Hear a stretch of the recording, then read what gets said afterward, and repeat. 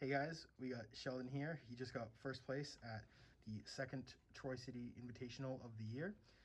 And he was piloting. Tri-Brigade. Perfect. Okay, let's get into your deck profile. Alright, so let's get started on the main deck. So we're going to start this off. We're going to play the 3 Rescue Cat. This card, once again, I'll always say it, it's very good when it resolves, but I don't really rely on this card as much to resolve. So like if I do open up another starter, I make sure to always have that follow-up.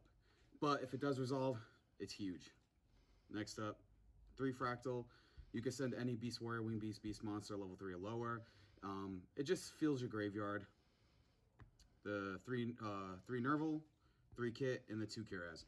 So I'm doing the 2 Kirez now. I don't know how I feel about it. There's times where it comes up where I need the 3, but at the same time, like, having this at 3, I had hands that I just couldn't really play as much because I'd open up 2 Kirez at a time, and that essentially does nothing. I could send the Kirez to special summon it, but it does nothing. It gives me a monster on the board, but it's just, it really wasn't enough.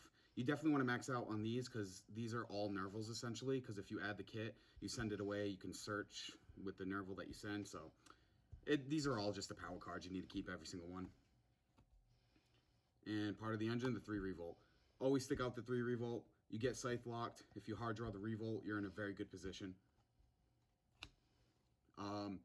Non-engine cards that help with the deck. So we do the Foolish Burial still. It's a 4th Fractal.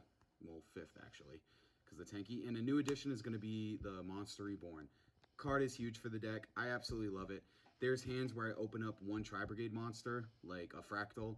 I'll send, and then I'll normal summon. I have no more in hand. They'll negate it with an Imperm, and I'm like, cool, I'll just Monster Reborn another one and just kind of extend that way. But we do now run the Fusion Destiny package. 2 because you're only allowed 2, but this package is so good in this deck. Drawing the bricks do suck, but like my buddy Ross said, if you draw at least 1 brick and you can play with your hand, that's fine. This deck has a lot of 1-card starters, so like 1 brick's fine as long as you can resolve an effect to go into Ferrojet so you can shuffle the brick back, then you're in a good spot. Now for disruption cards. We're playing 3 Ash. You don't want to lose to rogue decks. A lot of people are cutting Ash in their main deck. I completely disagree with that. This card will always trade with something. So even if it doesn't completely stop your opponent, it's going to trade with a card. And I think that's very good. And you don't want to get steamrolled by a rogue deck because you decided to focus on all the meta decks. The Gamma, because Rescue Cat effect Ash into Gamma is just fucking huge, bro. Also, with all the other cards in the deck, with the Fractal, even hard drawing Fusion Destiny and having the Gamma, it's kind of cool, I guess you could say, but like they get banished anyways because you can't summon after that, but like you stop one of their cards in the hand, so it works out. 1 Nibiru. I got a little bit of shit for this, but my logic is it's a good card. I really don't want to see it too much in my hand, if not at all, but like if I do see it, I only want to make sure I ever see 1. That's why I only run the 1. But also, I run like a lot of cards that work with Imperm. Like with Psyframe Gamma and Imperm, that's pretty good. It's a good combination. But for the most part, this card came up more for Dasher and Draw Phase, special summon, and it's just a beat stick. It's pretty cool that way. The 1 Ogre, because going second, this card's really good against Adventurer because you can Ghost Ogre there in the negate and they have nothing to shuffle into the deck. So you just trade with a card.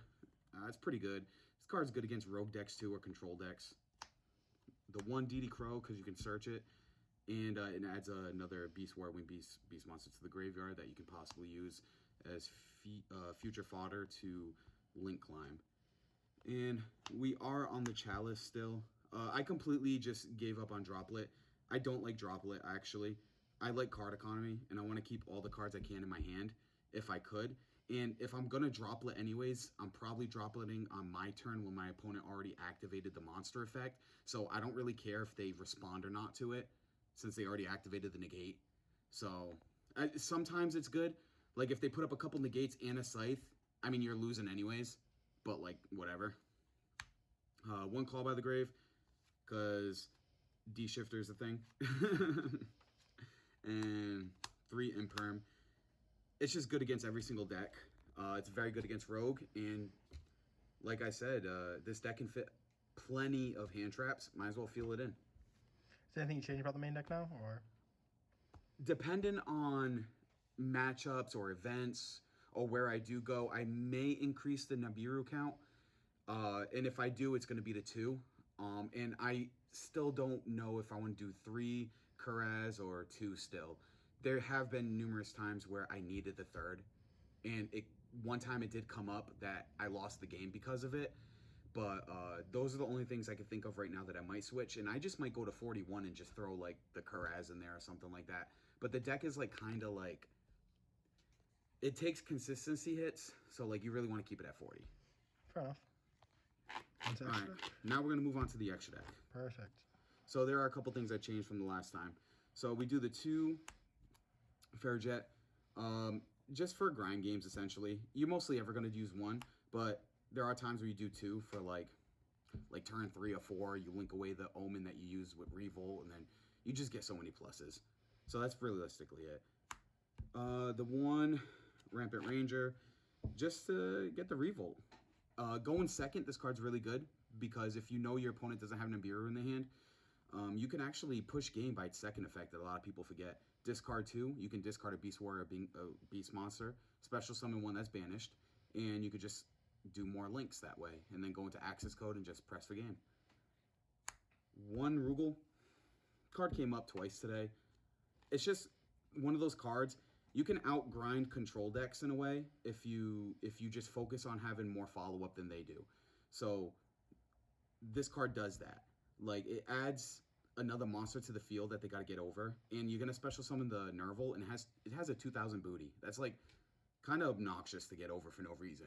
And then it goes back to your hand, and then you already have the Kuraz you searched off Revolt. So next turn, while you still have the Omen from Revolt, you're gonna be able to send the kit and then banish a card on field. It's way too good. This card's so good. Underrated. A lot of Tri players I noticed don't play it as much, and I disagree. You guys should definitely play that more.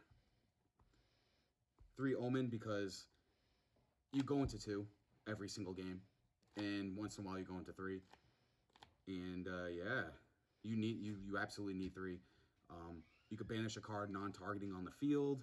You always make sure that you have at least 1 banished Beast Warrior, Wing Beast, Beast Monster, just in case if your opponent outs this. You always want to be able to get another search. And you can search DD Crow on your opponent's turn, and that's also adds another level of disruption. And they never expect it. So that's it for the Tri cards. Now we got the random engine cards that kind of help out. So we got the 1 Double Dragon Lords. This card's so good, man. Just being able to quick effect bounce a card back to the hand. It just stops, like, any floodgate. You go first, and your opponent sets 5. They activate a floodgate. So good under skill drain. Like, it's just a good card. And then this one right here is really good, too. With all the DPE stuff going around, and with the adventure stuff, like Enchantress in the graveyard, you can just shuffle it back into the deck so they don't get the follow-up. Shuffle the DPE back into the deck so they don't get follow-up. Or the Dasher.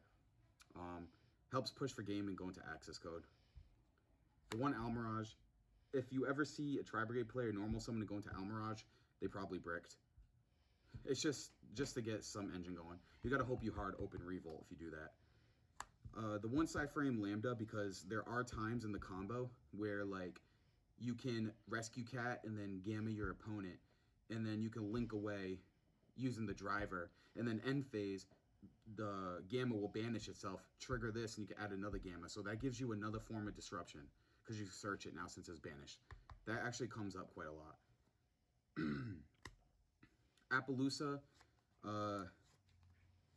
Now that I run this engine, I don't really use Appaloosa as much, if not at all. I think I use it like 1 out of like 10 games, maybe.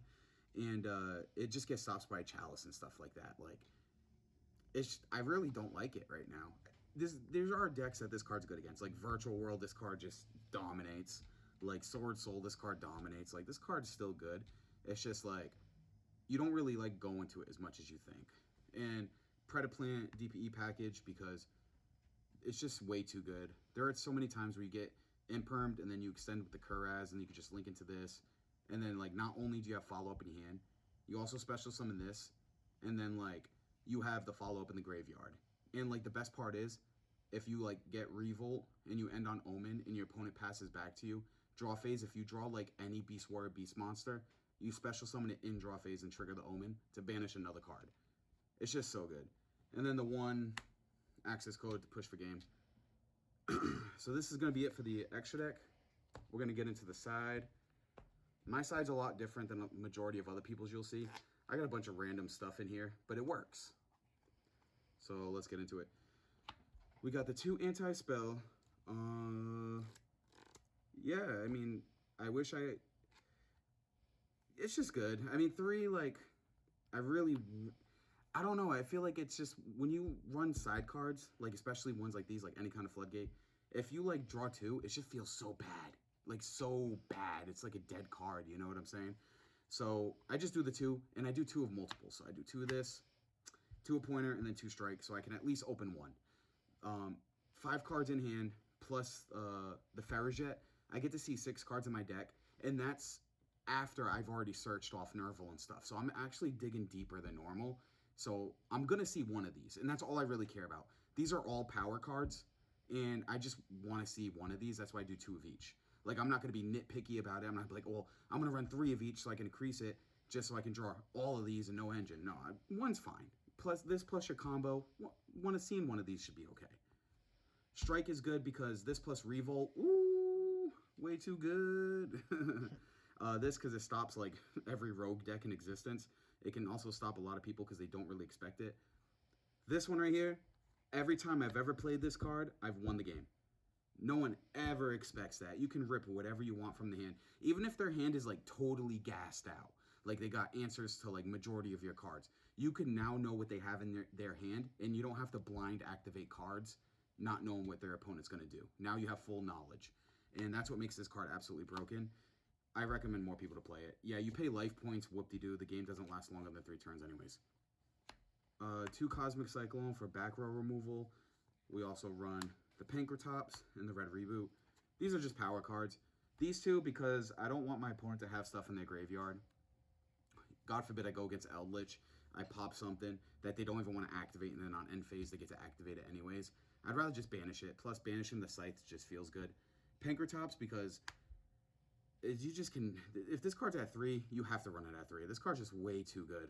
Like, this can single-handedly break a Dragon Link board if they really don't play their cards right, or if they don't end on their, like, crazy uninterrupted board. This can single-handedly break a Dragon Link board. And then the 1 Red Reboot because this card's absolutely unfair, and everyone who just sets 5 and only doesn't have a judgment, and they get Red Rebooted, they usually just scoop almost immediately after seeing that. The 3rd Chalice.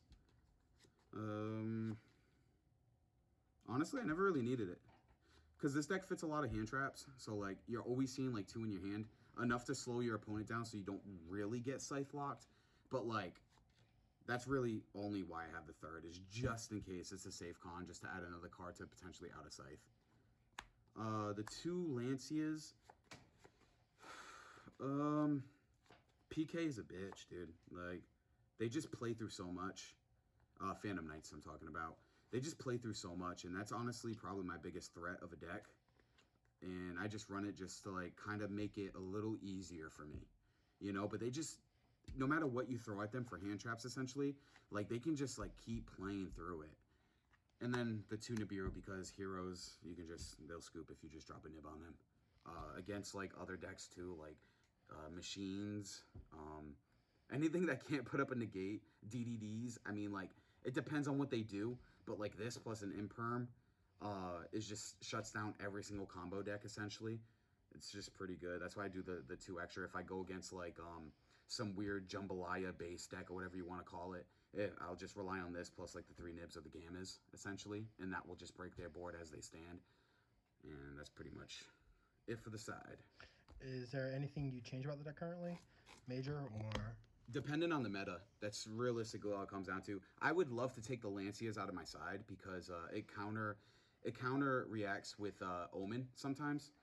Even if I don't like Lancia, my opponent, like they don't really do much, or like I know they're not going to do crazy stuff, and I sit on it, it just feels bad because now I got a Revolt that I might not be able to banish with and a Lancia. I just don't like that idea.